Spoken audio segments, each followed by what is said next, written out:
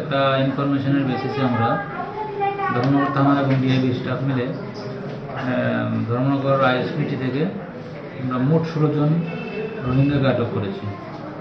তারা অবৈধভাবে আমাদের রাজ্যে প্রবেশ করেছিল।